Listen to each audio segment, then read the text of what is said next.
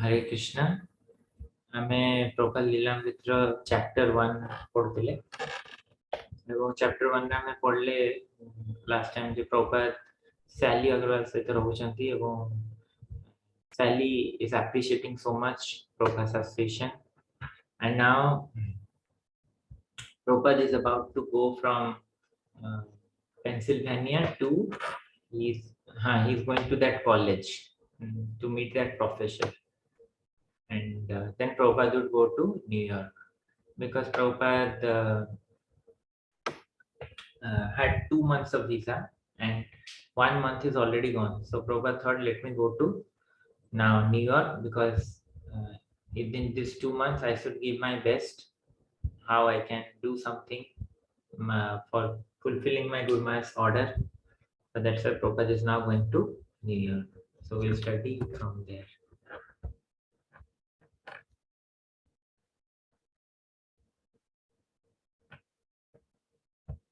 The day we heard about the interview, or we saw that in the Abhacharan, what is Sally, how is Sally, and how she was so impressed with Prabhupada. And we also read this part from the book about what is Sally's feeling, how Sally really liked.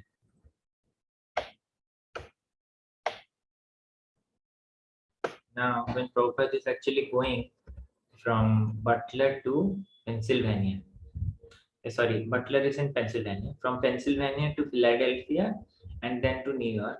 So, how when Prabhupada is leaving, Prabhupada came to America on September 17, he reached in Boston. Then September 19, he reached in September 19, 1965, he reached in Butler. And then October 18, he is leaving from Butler to Philadelphia. And this is what Sally had to say about Prabhupada. What he's saying, after a month, I really loved the Swami. I felt protective in a way, and he wanted to go to Philadelphia. But I could not imagine. I told him I could not imagine him going to Philadelphia for 2 days. He was going to speak there and then to New York. But he knew no one in New York. If the thing did not pan out in Philadelphia, he was just going to New York, and then there was no one. I just could not imagine. It made me sick. So she's thinking how Prabhupada will go to New York because he knows no one there. I remember the night he was leaving about 2 in the morning. I remember sitting there as long as he could wait before Gopal took him to Pittsburgh to get on that bus. Gopal got a handful of change, and I remember telling him how to put the money in the slot so that he could take a bath at the bus station because he was supposed to take a bath a few times a day. And Gopal told him how to do that and told him about the automats in New York. Because when in New York and other big cities, the bathrooms they'll open with some money to be inserted. So once you insert the money, then only the bathroom will be open. So that she's training. Now Gopal is training him how this will work. And then Gopal told him what he could eat and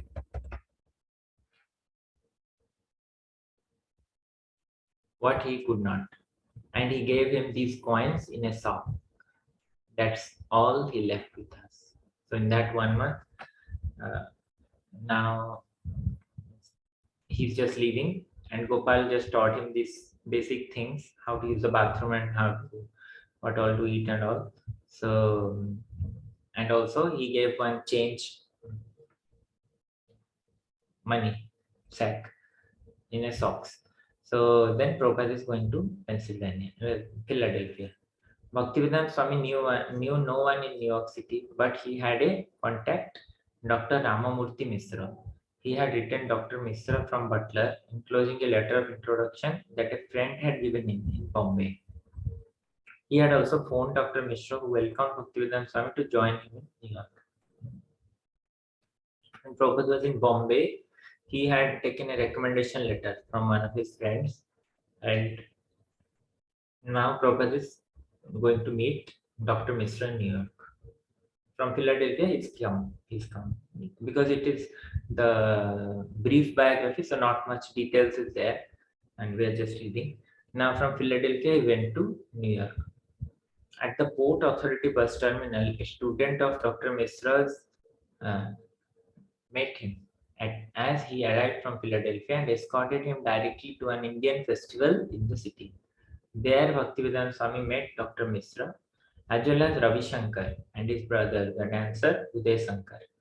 Bhaktivedanta Swami then accompanied Dr. Mishra to his apartment at 33 Riverside Drive, besides the Hudson River. The apartment was on the 14th floor and had large windows overlooking the river. Dr. Mishra gave Bhaktivedanta Swami a room to himself, and Dr. Mishra was a dramatic, showy personality, given to flashing glances and expressive gestures with his hands. He regularly used words like lovely and beautiful, presenting an artfully polished image of what a guru should be. He was what some New Yorkers referred to as an uptown Swami. Although a sannyasi did not wear the traditional saffron dhoti and kurta. And he's telling he's a Swami, but he would not wear this saffron dhoti or kurta, but instead wore tailored Nehru jackets and white socks, slacks. His complexion was dark, whereas Bhaktivedanta Swami's was golden, and he had thick black hair. At 44, he was young enough to be Bhaktivedanta Swami's son. So he was 44, kind of Bhaktivedanta Swami's son's age. Dr. Mishra had been suffering from bad health when Bhaktivedanta Swami came into his life, and Bhaktivedanta Swami's arrival seemed to be the perfect medicine. So now Prabhupada got that letter of recommendation, and now Prabhupada has reached New York. He straight went to that Riverside apartment, Riverside program of Ravi Shankar, and then Prabhupada stayed with Dr. Mishra, beautiful besides Hudson River, Riverside apartment 33. And from there, Prabhupada is now saying, how is Dr. Mishra? Dr. Mishra is like a modern sadhu kind of uptown Swami, and he's not, he's dressed like in a Nehru jacket like that. And Prabhupada is saying that he's in the age of a son or son of Bhaktivedanta Swami. So in this way, it is said here how Dr. Mishra is kind of a modern personality, and also, but his health was not good. But Bhaktivedanta Swami arrival helped him in gaining his health. How it helped? Let's see. Ramamurti Mishra says, His Holiness Prabhupada Bhaktivedanta Goswami Ji really knocked me down with love. He was really an incarnation of love. My body had become a skeleton, and he really brought me back to life. His cooking and especially his love and his devotion to Lord Krishna. I was very lazy in the matter of cooking, but he would get up and have ready. Dr. Mishra appreciated Bhaktivedanta Swami cook with the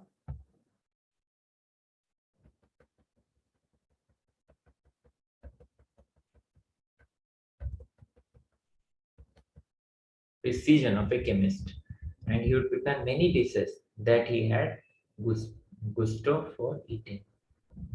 So actually, who loves to eat, they are actually good cooks. If we don't relish the prasadam or food, then ourselves, if we are not able to relish, then we will not be able to cook nicely. So those who are best cooks, those who likes to eat nice items, they are actually good cooks. Because I know some friends, they can't even say if salt is less or more in the sabji or things, because they have not seen anything. They are just able to accept whatever is there. But those who are cooks, they can recognize if it is little less or little more. So Ramamurti Mishra says, it was not bread he gave me prasadam, and that was life. He saved my life. At that time, I was not sure I would live, but his habit to eat on time, whether I was hungry or not. That I very much liked. He would get up and say, "All right, this is Bhagavad Prasadam," and I would say, "All right." So Bhaktivedanta Swami would sometimes discuss with Dr. Mishra. I think we can watch that also part where Ramamurti Mishra is meeting, or when Bhaktivedanta Swami meets with Ramamurti. That part we can.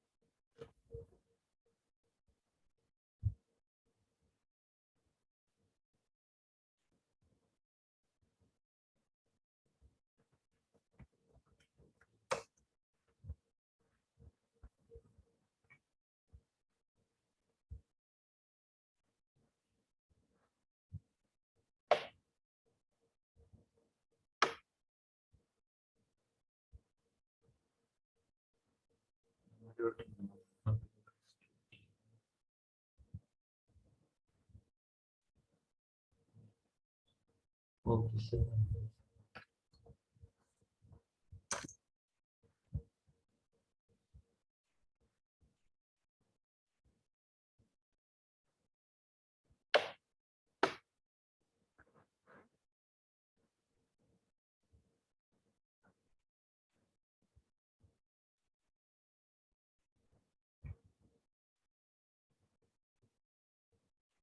Ramamurti Mishra was also a transcendentalist kind of, but when Prabhupada comes to him, he's not able to accept the things fully.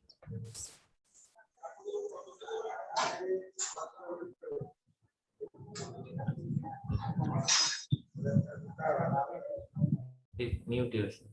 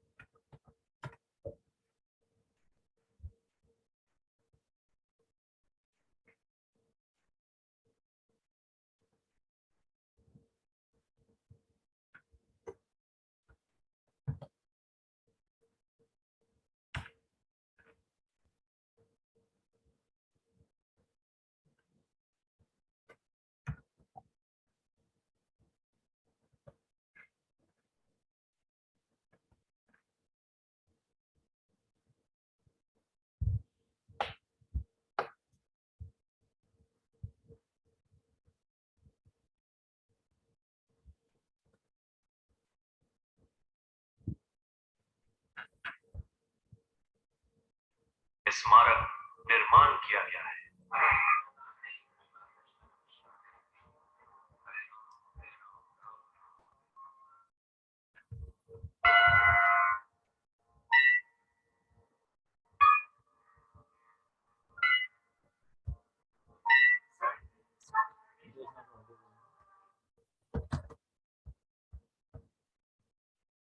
स्मारक निर्माण किया गया है।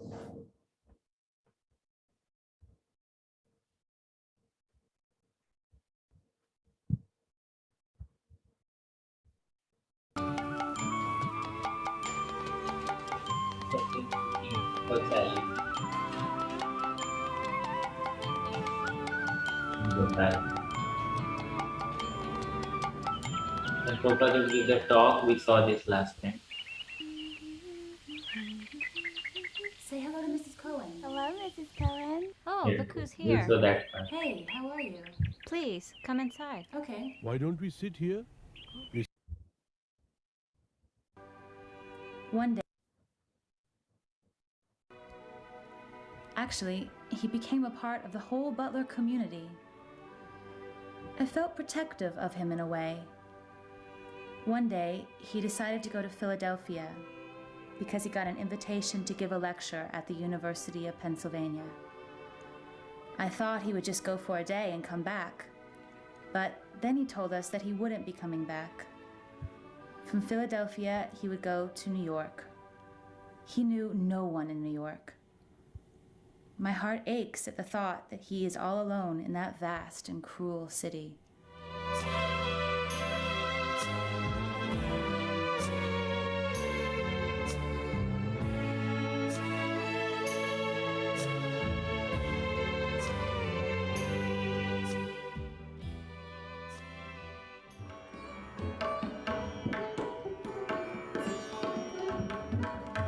This is where Uday Shankar and Ravi Shankar's program was held, and he meets Ramamurthy Mishra here. First time.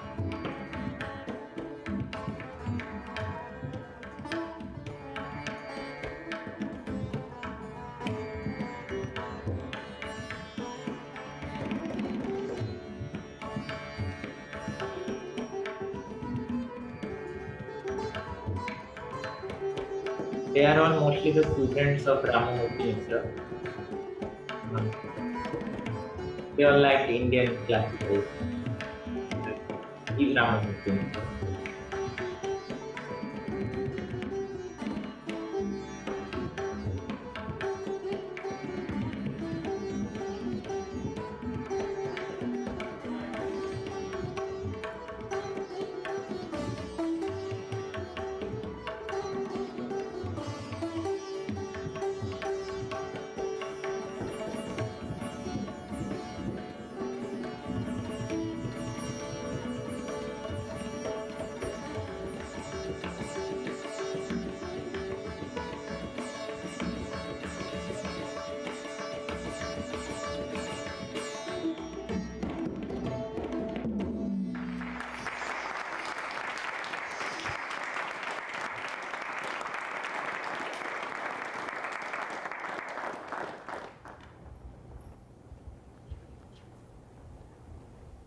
Welcome to New York, Swamiji. Thank you, Dr. Mishra. You have been very kind to me. Excuse me, I have a special guest to be introduced today. This is Swami Bhaktivedanta from Kolkata. He just arrived in America.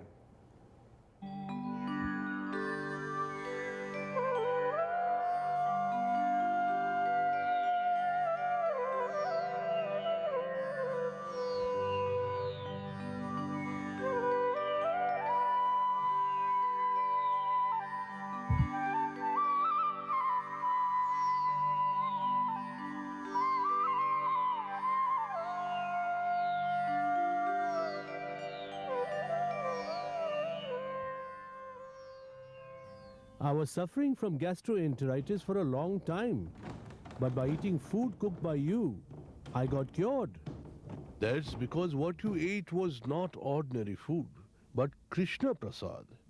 Prasade sarva dukkhanam, hanir asyo pajayate. Krishna Prasad delivers you from all the miseries. That's lovely, Swamiji. You remember lovely and beautiful, he's always Your saying. faith in Krishna is so infectious. At times it seems, due to your contact, even I will be becoming a devotee of Krishna. Dr. Mishra, if I can make you a devotee, then I will consider it the greatest achievement of my preaching career. Well, Swamiji, I am not an atheist. I too follow the tenets of the Vedas. Oh, what is your conclusion? The conclusion of Vedanta is that the absolute truth, the ultimate source of everything, has got no form, no quality, and no potency. Therefore, it is impersonal. No, it is a misconception of the Vedanta philosophy. But doesn't Vedanta say ultimately everything Nirakar, Nirvishesh? Yes, that is just to indicate that his form, his qualities, and his potency are not material. But logically, all forms have limitations. Does it sound logical that the one who created this universe does not have potency? Well, that's the doctrine of Shankaracharya. But one should know why Shankaracharya came.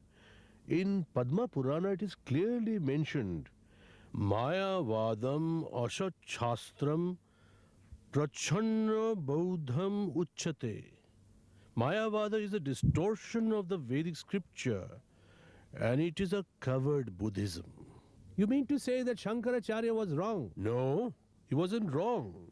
But he distorted the meaning of Vedas to bewilder the demons. That's your conclusion. No, the Vedas have always one conclusion, but the misconceptions can be many. But then, how does one decide? What is the right conclusion? You have to find that out from the teachings of the great saintly persons. No, stop. I will serve you. Just 1 minute.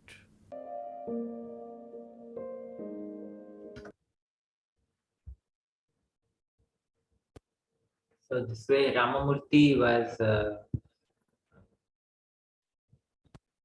he got cured, and how he was a Mayavadi, but Prabhupada was teaching him to become a devotee. And Prabhupada was saying it is the greatest success if he becomes a devotee. Bhaktivedanta Swami would sometimes discuss with Dr. Mishra the aim of his visit to America, expressing his spiritual master's vision of establishing Krishna consciousness in the West.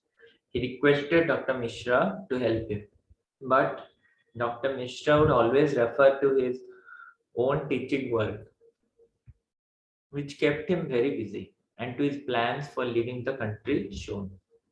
After a few weeks, when it became inconvenient to maintain Bhaktivedanta Swami at the apartment, Dr. Mishra shifted him to his Hatha Yoga studio on the 5th floor of 100 West 72nd Street near Central Park. The large studio was located in the center of the building and included an office and an adjoining private room where Bhaktivedanta Swami stayed. It had no windows. It was just a small room Prabhupada shifted because they were not able to stay together anymore, because Bhaktivedanta Swami's concept and Dr. Murthy's concept was quite different. He was not able to adjust, that's why. But Prabhupada would not stop. Prabhupada would preach the correct thing. He was thinking that his students were being taken by Prabhupada. That's why he was feeling that I should move him away from here. Philosophically at complete odds with Bhaktivedanta Swami, Dr. Mishra accepted the absolute truth in impersonal feature. He accepted the Supreme Personality, but he is saying it has no form. He has no form.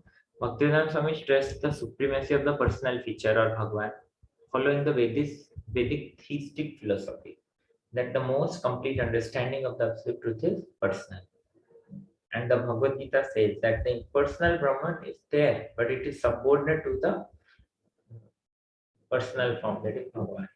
And it is an emanation from him, just as the sunshine is an emanation from the sun planet. This conclusion had been taught by the leading traditional acharyas of ancient India. like Ramanujacharya and Madhvacharya. Dr. Mishra, on the other hand, followed Sankara, who taught that the impersonal presence of the absolute truth is all in all, and that the personality of Godhead is ultimately an illusion.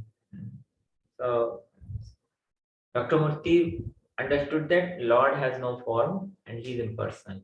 But Bhaktivedanta Swami knew well that Lord has his spiritual form. It's not that he is formless, but his form is not material. Like we have form, he also has form. Like our form can also get destroyed after some time, but Lord's form never becomes destroyed.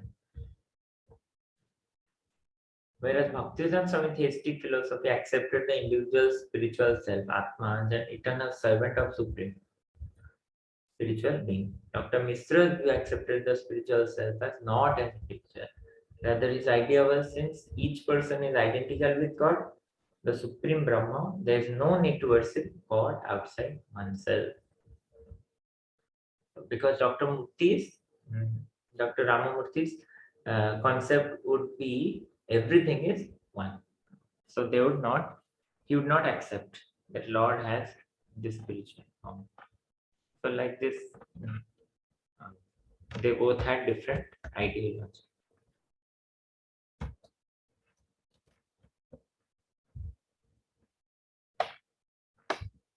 Just to read this paragraph. So Bhaktivedanta Swami challenged, if each of us is actually supreme, then why is this supreme suffering and struggling in this material world? Dr. Mishra would counter that supreme is only temporary, covered by illusion, and that enough hatha yoga and meditation, one would become enlightened, understanding it is all the supreme. Bhaktivedanta Swami would again challenge, but if the supreme could be covered by illusion, then illusion would be greater than God, greater than supreme. So this simple conclusion Prabhupada made, that uh, if Lord is illusion, I'm sorry, if Lord has this material form, Lord, because he's telling that Lord has no form, and when he comes to this world, he takes a form, material form. So that means that Lord gets covered up by matter, by illusion, and he also suffers the reactions of this world, or he also has to go through the pains and pleasure of this world. He thinks so, Dr. Mishra. So then Prabhupada is saying, if he could be covered by illusion, that means illusion is greater than God, not God himself. So in this way, Prabhupada will defeat Mara. Then we'll read next how Dr. Murti, how Prabhupada would leave Dr. Murti and he would move ahead in his preaching mission. And what would happen next, how Prabhupada extend his visa and how he would continue the preaching in Neva, that we'll read next. He's now going from Murti's house, how he'll move to some other place. That will read next. Jai Sri Prabhupada. Hare Krishna. Anything anybody had to say or add?